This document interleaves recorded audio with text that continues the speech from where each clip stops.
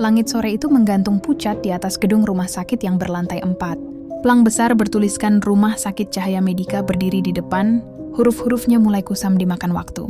Cat putih di dinding luar mulai menguning di beberapa sudut, seolah rumah sakit itu menyimpan napas panjang dari masa lalu yang tidak pernah benar-benar berakhir.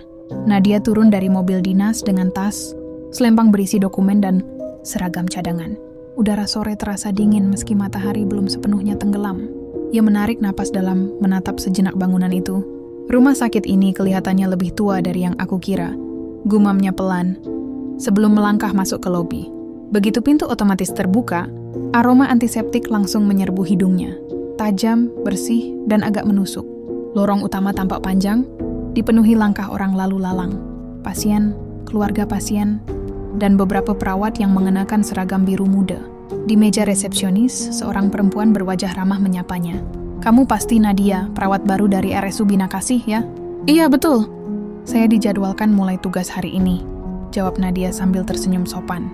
Perempuan itu memperkenalkan diri sebagai Anissa, salah satu perawat yang bertugas di bagian administrasi dan shift malam. Wajahnya lembut, tapi matanya tampak lelah, seperti sudah terlalu lama. Bekerja di tempat yang tak pernah tidur. "Selamat datang di Cahaya Medika. Rumah sakit ini tidak besar, tapi pasiennya banyak, jadi siap-siap aja kalau nanti shiftmu bisa sampai pagi," kata Anissa sambil menandatangani beberapa berkas. "Saya sudah terbiasa," jawab Nadia singkat. "Di tempat lama malah sering lembur." Semangatmu bagus. Nanti biar Wulan yang ajak kamu keliling. Dia perawat senior di sini." Tak lama, dari arah lorong belakang muncul seorang wanita berusia sekitar akhir 30-an. Tubuhnya ramping, rambutnya disanggul rapi, dan wajahnya datar tapi berwibawa. Dialah Wulan, suster senior yang sudah bekerja lebih dari 10 tahun di rumah sakit itu. "Nadia, ya?" "Iya, Bu Wulan." "Panggil aja Mbak.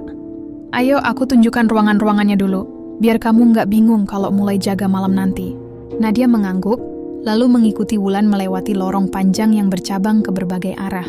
Setiap langkah terdengar bergema, pelan di lantai keramik abu yang mengkilat, tapi terasa dingin di pandangan. Lorong pertama mengarah ke ruang IGD. Suara monitor jantung berdenting, ritmis di antara langkah kaki dokter, dan aroma alkohol medis. Beberapa pasien terbaring di ranjang dorong, sebagian diselimuti, sebagian menatap langit-langit dengan pandangan kosong. Nadia memperhatikan semua itu dengan saksama. Ia bukan orang baru di dunia rumah sakit, tapi ada sesuatu yang berbeda di sini. Ruangannya tampak terlalu senyap, bukan sepi tapi seperti menahan sesuatu. "Kita punya 2 lantai untuk rawat inap. 1 lantai untuk ruang operasi dan ICU, jelas." Wulan sambil menunjuk arah tangga besi di ujung lorong. Di lantai 3 itu ada bangsal anak, dan lantai 4 khusus pasien kronis.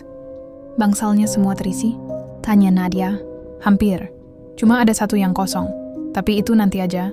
"Nggak penting," jawab Wulan cepat. Nada suaranya sedikit berubah, membuat Nadia sempat menoleh. Namun Wulan langsung berdehem kecil. Lalu melanjutkan penjelasan tentang prosedur administrasi pasien dan sistem shift. Nadia hanya mengangguk, menyimpan rasa ingin tahunya dalam diam. Ia tahu kadang perawat senior punya cara sendiri menjaga rahasia tempat kerja mereka, entah karena alasan profesional atau sekadar kebiasaan lama. Mereka melewati lorong menuju sisi barat gedung. Di sana cahaya lampu mulai redup karena beberapa bohlam berkedip-kedip. Langit di luar sudah berwarna jingga tua, menembus kaca jendela besar di sisi dinding. "Ini area rawat inap kelas 3, kata Wulan. "Biasanya penuh pasien dari rujukan luar kota." "Bangsalnya banyak juga ya," sahut Nadia sambil memperhatikan pintu-pintu berderet dengan nomor cat hitam di atasnya. "Bangsal 9, bangsal 10, bangsal 11.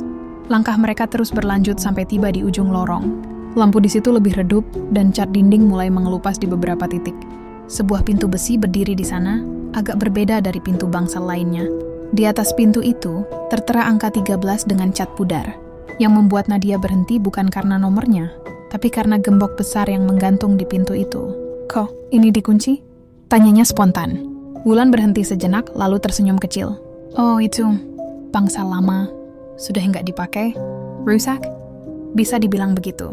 Nggak nyaman buat pasien jadi dikosongkan. Tapi kenapa digembok segala?" Nadia menatap pintu itu lebih lama. Besi tuanya tampak berkarat, dan di gagangnya ada noda seperti bekas sidik jari lama yang membekas hitam. Wulan menatapnya sebentar, lalu menjawab dengan nada datar tapi tegas. "Percayalah, kamu nggak mau tahu. Lagi pula kamu bakal sering jaga malam di bangsal 10, bukan di sini. Nada itu terdengar ringan, tapi ada tekanan yang halus. Nadia hanya tersenyum kaku. Baiklah mbak, saya cuma penasaran. Hampir semua perawat baru penasaran, Wulan tertawa kecil. Tapi tawanya terdengar datar. Tapi nanti kamu juga terbiasa. Di sini hal-hal yang kelihatan aneh, lama-lama jadi biasa aja. Mereka berdua berbalik meninggalkan ujung lorong itu, namun saat Nadia menoleh sekilas, ia merasa seperti ada hembusan udara, dingin yang keluar dari celah bawah pintu besi itu, padahal semua jendela tertutup. Ia menepis pikirannya cepat-cepat. Mungkin cuma sirkulasi udara, pikirnya. Tapi langkahnya sedikit melambat tanpa sadar. Setelah berkeliling, mereka tiba di ruang perawat. Ruangan itu lebih terang, penuh papan jadwal shift, tumpukan map pasien, dan aroma kopi yang agak basi. Anissa duduk di kursinya sambil mengetik laporan, lalu menatap mereka. Sudah keliling, Nat? Sudah, Mbak. Rumah sakitnya luas juga. Ya, jawab Nadia, sambil duduk dan membuka seragam barunya dari plastik. Luas sih enggak, cuman lorongnya aja yang panjang-panjang kayak seluruh Anis. Kadang bikin bingung kalau baru pertama kali. Bikin bingung? Iya, soalnya kadang lorong yang kamu lewati tadi pagi malamnya terasa beda. Maksudnya? Enggak. Bercanda. Anissa tersenyum, lalu meneguk kopinya yang sudah dingin.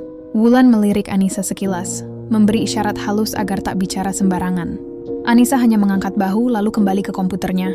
Nadia memperhatikan interaksi singkat, itu masalah ada sesuatu yang tak seharusnya disebutkan di hadapannya. Waktu bergulir cepat, sore berubah menjadi malam. Nadia selesai mengganti seragam dan duduk di kursi ruang. Perawat sambil memeriksa jadwal dinas. Nama bangsal 13 tak tercantum dimanapun.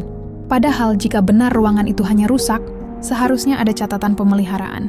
Ia menatap daftar itu lama, lalu mengangkat kepalanya menatap ke arah lorong. Dari tempat duduknya, lorong panjang itu tampak gelap di ujung, seolah menelan cahaya. Kamu nanti mulai shift malam minggu depan. Ya, kata Wulan sambil membereskan map. Siap. Kalau ada yang aneh, cukup lapor. Jangan bertindak sendiri. Siap, Mbak. Wulan menatapnya cukup lama, sebelum akhirnya tersenyum tipis dan melangkah pergi. Setelah ia pergi, Nadia menatap meja perawat yang kini sepi. Hanya suara jam dinding berdetak pelan. Tiba-tiba, dari arah ujung lorong barat, arah yang tadi mereka lewati, terdengar bunyi halus seperti sesuatu beradu dengan besi. Tek, tek, tek. Nadia menoleh spontan. Lorong itu gelap, tapi suara itu terdengar jelas. Ia berdiri perlahan, mencoba melihat lebih jauh. Tidak ada siapapun, hanya bayangan dinding dan pintu-pintu bangsal yang tertutup rapat. Mungkin angin, gumamnya, tapi lorong itu tidak punya jendela terbuka. Atau mungkin aku cuma lelah. Ia kembali duduk, menutup map di tangannya. Tapi suara itu terdengar sekali lagi, sedikit lebih keras. Tek, tek. Kali ini ia tahu dari mana arah sumbernya. Ujung lorong barat, tempat bangsa 11 berada.